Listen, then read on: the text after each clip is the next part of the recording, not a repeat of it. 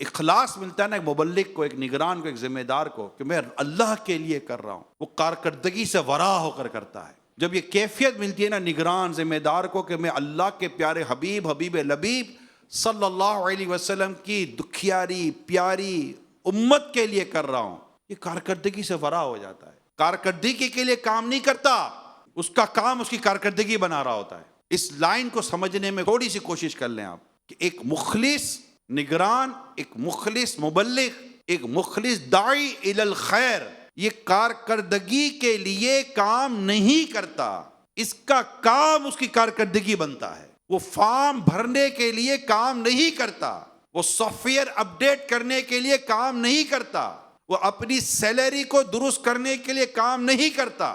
اس کا کام اس کا soft where update کرتا ہے، اس کا کام اس کی کارکردگی بناتا ہے، اس کا کام اس کا فارم بھرتا ہے. وہ خاموشی سے کرتا ہے، چیختی اس کی کامیابی ہے. وہ کام خاموشی سے کرتا ہے، شور مچاتی اس کی کامیابی ہے. وہ کام خاموشی سے کرتا ہے، شور مچاتی اس کی کارکردگی ہے.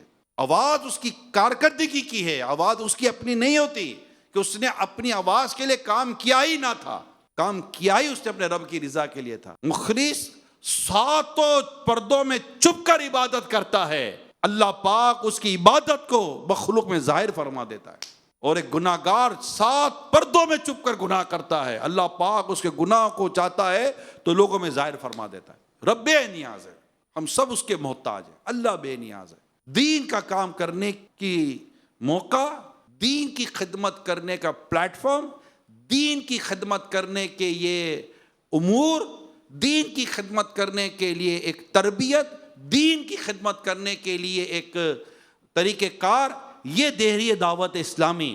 مقصد اصل دین کی خدمت ہے.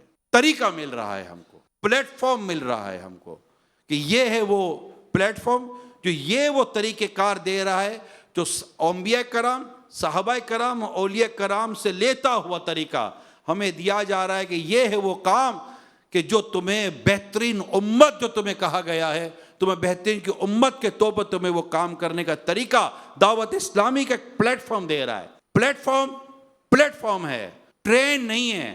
اس پلیٹ فارم پر آتے ہیں تو تقوی اور اخلاص کی ہمیں ٹرین ملتی ہے جو ہمیں منزل مقصود کی طرف لے کے جا رہی ہوتی ہے. کسی اور پلیٹ فارم پر کوئی اور ٹرین آتی ہے، مگر دعوت اسلامی کا وہ پلیٹ فارم ہے جہاں وہ ٹرین آتی ہے جو مدینے کی طرف لے کے جاتی ہے، جنت کی طرف لے کے جاتی ہے.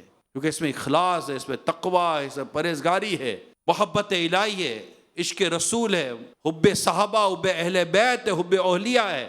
یہ وہ جگہ ہمیں دکھاتی ہے کہ جس کے بارے میں قرآن کہتا ہے کہ انعمت علیہم، اور وہ کون ہے جن پر انعام کیا گیا. یہ دعوت اسلامی ہمیں ان کے پیچھے چلاتی ہے کہ آؤ انعام یافتہ لوگوں کے پیچھے چلو تو انشاءاللہ تمہیں بھی ان کے صدقے انعام مل جائے گا. اور انعام عشق رسول، دیدار الہی، اللہ کی رضا، مجھے اس کے لیے کرنا ہے.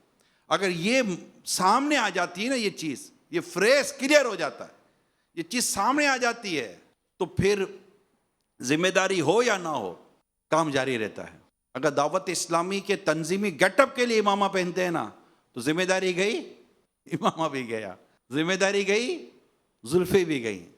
ذمہ داری گئی، داڑھی بھی ہلکی ہو جاتی ہے، کم ہو جاتی ہے. ذمہ داری گئی، لباس بھی گیا. ذمہ داری گئی، جماعت بھی گئی. ذمہ داری گئی، بدقسمتی کے ساتھ نماز بھی گئی. کیونکہ سارے کام کیے تھے ذمہ داری کے لیے، سارا سنتوں کا گیٹ اپ کیا تھا ذمہ داری کے لیے. تو سبب چلا گیا تو یہ ساری چیزیں چلی گئی.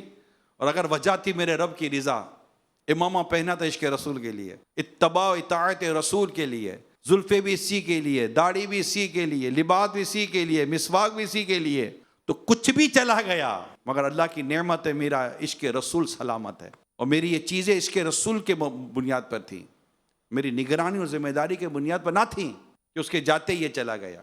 اللہ پاک ہمیں تقوی اختیار کرنے کی توفیق عطا فرمائے.